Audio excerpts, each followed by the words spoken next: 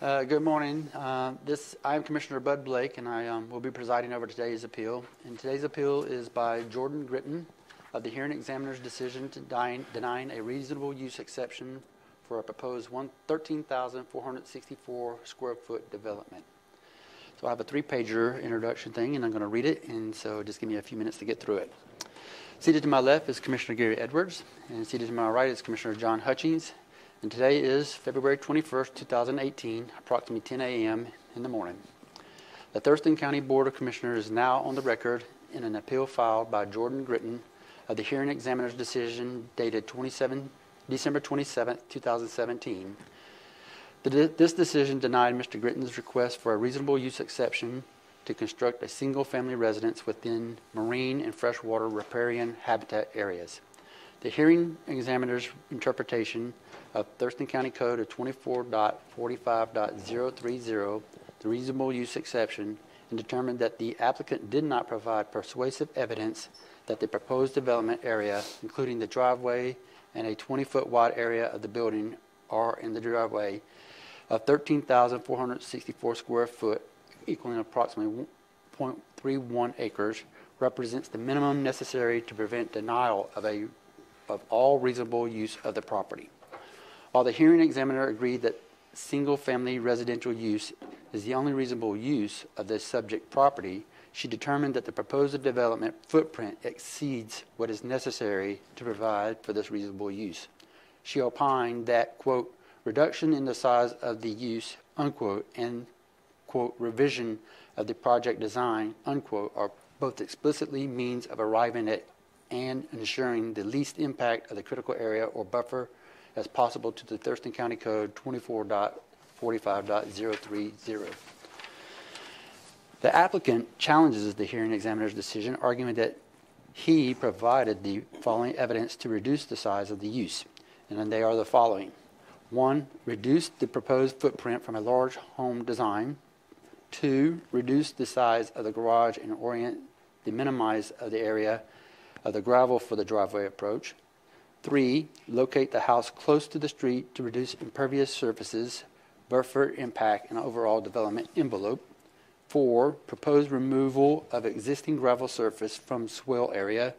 Locate septic area as far away from the shoreline as possible. And 5, avoid the hydrological and geological conditions. The issue before the Board of County Commissioners today is whether the proposed 13,464 square foot development has the least, quote, the least impact on the critical area or buffer as possible, unquote.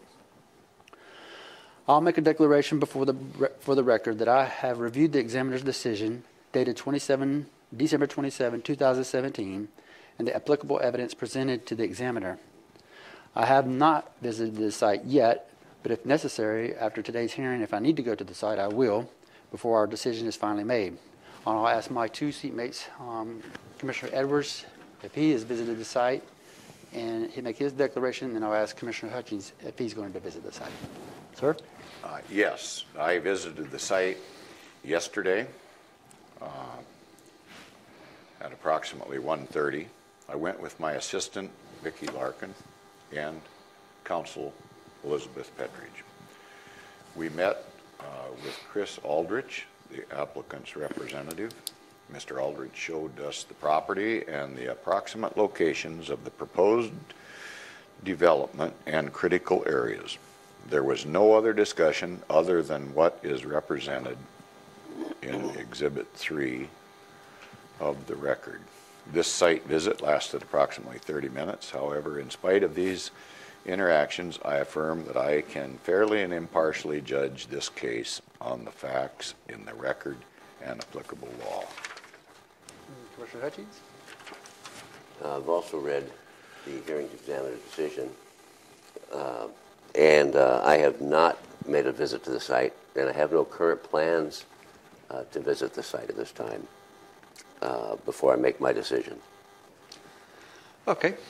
So I'll move on to the appearance of fairness declarations. In a quasi-judicial appeals, the board is subject to the appearance of fairness doctrine codified in Chapter 42.36 RCW. Under this doctrine, the board members are not authorized to have ex parte communications with the parties after an appeal has been filed with the board. However, if there has been ex parte communications since the appeal was filed, or communications or relationships with any of the parties that may be appeared to impact their impartiality, then the substance of that communication or relationship needs to be disclosed. In addition, each board member must be able to impartially judge this case on the facts contained in the record and applicable law. At this time, I'll ask each commissioner if they have any ex parte communication. Only as stated. Okay. I have not had any ex parte communications with any parties to this appeal. And I also have not had any ex parte communication considering this appeal. All righty, so we'll move on to the main portion of this. Oral arguments by the parties. The applicant has the opportunity to present an oral argument, and we're going to keep it to 15 minutes. Oral argument may not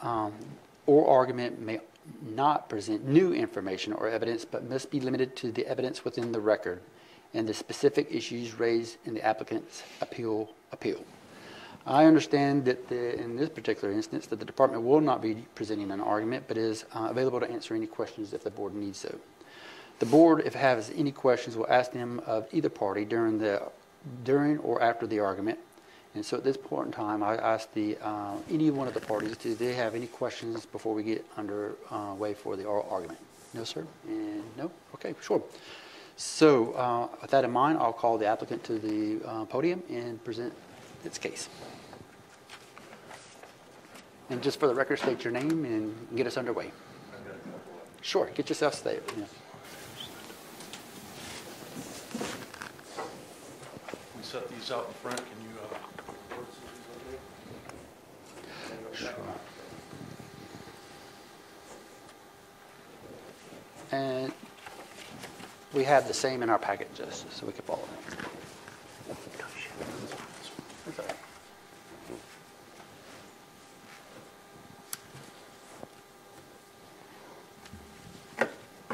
Good morning, and I want to thank the board for their time and hearing on this morning. My name is Chris Aldrich. I work with Hatt & Godat Pantier. I'm a landscape architect and planning manager. Our firm was rather involved with the original plat for Field Lane, and we were retained by the owners to help with the reasonable use exception. I want to introduce Jordan and Lindsay, the owners, here today. They are available to answer questions, and we may or may not hear from them as necessary. So, I think the background was summarized pretty well there from the record. This is a parcel that ends with nets about 3 acres upland. Jordan and Lindsay have owned it for about 3 to 4 years. Diligently been. Are we still on? Yeah, you're on. Go ahead. Going through the process to develop it for a single-family residence. The parcel is encumbered by a marine riparian and a freshwater riparian setback, basically setbacks from the shoreline and setbacks from stream. The setbacks have been shown on the record, and I just want to make sure we're clear that the site ends up being almost completely encumbered with these buffers. The marine buffer being 250 plus a 50-foot maintenance buffer, and the riparian, or the freshwater riparian, being 150. It leaves a rather slim development envelope on the farther upland corner. The property is served by Field Lane, which is a private road on the south side of the property, on the bottom of the drawing there.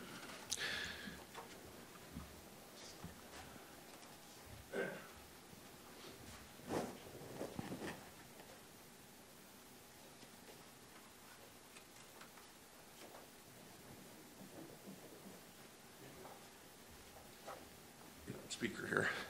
What I just highlighted there on the plan is essentially the development envelope after buffer. So the staff accordingly found that the property was eligible for reasonable use exception through 2445. So what I wanted to reiterate today to the board is that the staff was completely on board with the criteria used through reasonable use. In all the criteria 1 through 7, it's in their staff report on page 4. They found in number 1, there's no other reasonable use of the property due to the size and the buffer restrictions. In number 2, the configuration of the property and our proposed development, it has been situated in such a manner to have a minimal impact as possible on the surrounding riparian buffers, and there's nowhere else on the parcel that the house could be located that's outside of the buffers. Number 3, the proposed use would be consistent with other nearby lots that contain single-family residences. That includes the development of the septic systems, which I wanted to make sure we have clear on the plan is the farthest away from the shorelines in that upper corner. And number 4, they found that it's proposed and situated in a way to have the minimal impact as possible on the surrounding riparian buffers. And then 5, we've submitted a vegetation plan. For those of you who haven't been on the site, it's formerly cleared, it's grassed. There's literally maybe 3 trees that have to be removed, which are small ornamental trees, in order to construct this development envelope. So it's not like the site's being cleared. In addition, we submitted a revegetation plan that will actually, the consultant said, will increase the functional values of that shoreline. So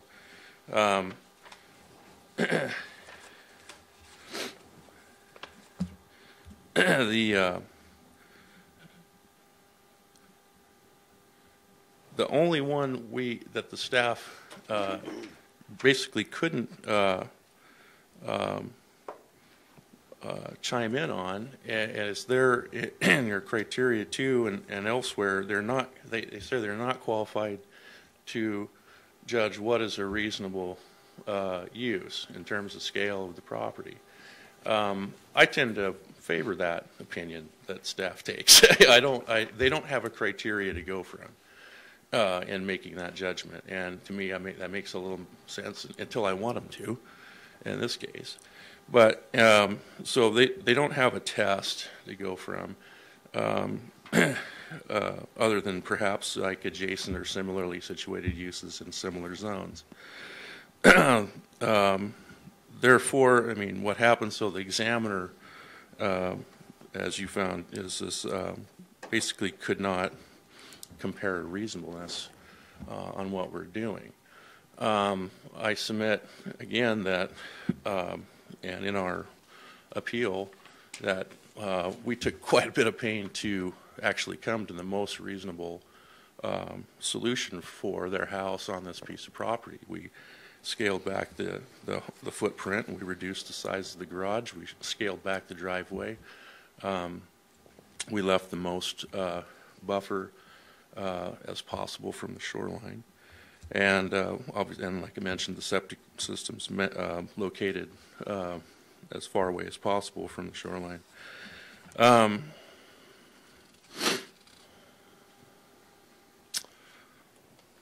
What we didn't submit, and what may have gotten them over the hurdle, would be, and as I reference comment 11 in the hearings examiner's decision, data wasn't submitted in the record detailing the sizes and setbacks of surrounding residential neighborhoods.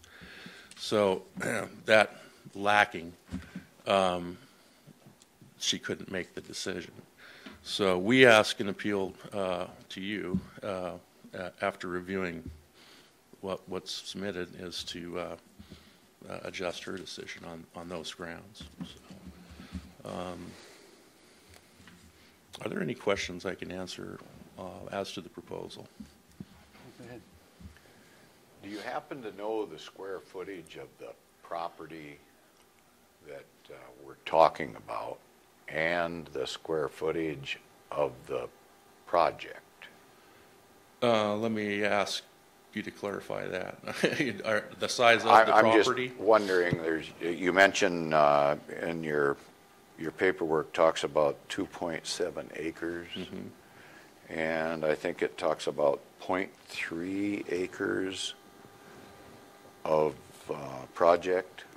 I just wondered what that came out to as far as a percentage of. Oh, okay. Yeah, we can do the math on that. So, let me clarify. Oh, is that square feet of the property? Yeah, it's 117,000 square feet of property and 13,000 square feet of development area. So, just maybe over 10%. My quick math. Let me sketch one more thing on the Please take the microphone with you. You can pull the microphone out of the caddy. Just pull it towards you. There you go. Keep pulling. Keep pulling. There you go. You got it. Now you got a picture. to respond to your question, 13,000. Oh, sorry. The 13,000 square feet number is essentially this envelope line, which represents an area 20 feet from the house around the footprint. Again, that 3,700 square feet footprint is floor area, garage, and house. The residence is actually proposed as a 2-story, so it's not gross floor area. Does that help, sir? Yes, thank you.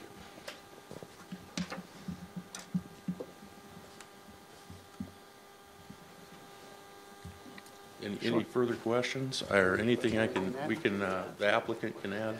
Okay. Mr. Aldrich. Hang on. There we go. Mr. Aldrich, right? Yes, sir. Just curious how long they've been working on this project.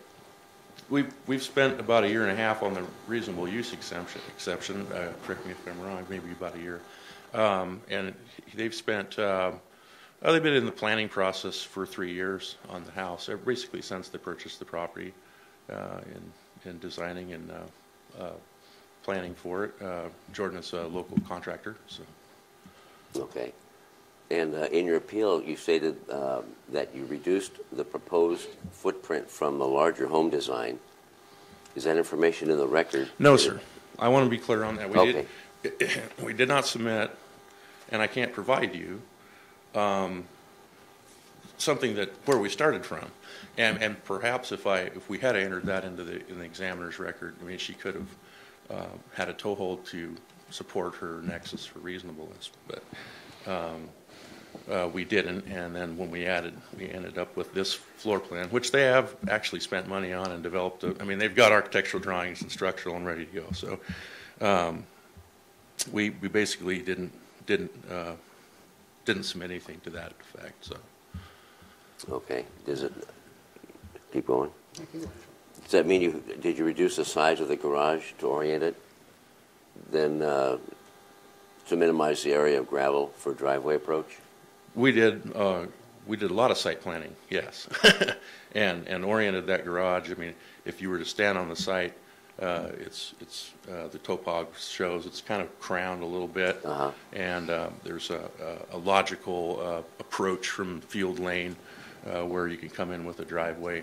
The driveway, as shown, is basically about 1 car length deep, and maybe 1 car length backing out of the garage. So pulling it closer, it didn't seem like to function very well. So I mean, this And seems, was that put before the hearing examiner then? yeah, the plan that you see is oh yeah. I mean, we didn't illustrate the process with her. You know, I mean, maybe that was something that could have helped. Did you say you did or didn't? No, we couldn't. I mean, I didn't. So Okay. we didn't show her alternatives. In other words. All right. Could I do a follow-up? Yeah, right. Yeah, go ahead. Just to follow up on that same line of questioning, would you say then that you worked on this site prior to the development of these plans and made a determination you'd rather have, or you were going to have maybe a bigger site and then you just kept scaling down, and then finally you submitted to a plan that seemed to be something you thought would be acceptable? Is Yes, that sir. what you did? Yeah, Okay. that's how we came to the plans you see. You have the floor. Anything else you want to present? No, sir. Thank you for the time. You bet. You guys have anything? All right. Just to do a round, or any comments or questions from the department? No? You have another one? I have Sure. a question of council. Okay. At what point are we, the ex parte contact is before, are we to not have any contact with any of the parties until the ruling comes out? Or is that from now on we're free to talk? Or could you explain that just a little bit? The ex parte rule provides that once the appeal is filed, in this case the appeal was filed December 27th of this past year, from that day until you make your decision, you may not have ex parte contact. Okay, so that's the key, the decision time. Right, until the decision. Okay. After the decision is issued, you can talk to Right. whoever you want. Okay, I just wanted to make... And also, you did have ex parte contact, but you disclosed it on the record. Yes. And no one's objected to you participating, so you can continue to participate. Okay, thank you. Anything else? All righty. Let's take it to the next step, which is I'd like to thank every single person in this room today for coming here today and presenting. The board will issue its written decision on or about March 9th, 2018. This concludes today's hearing, and we are adjourned.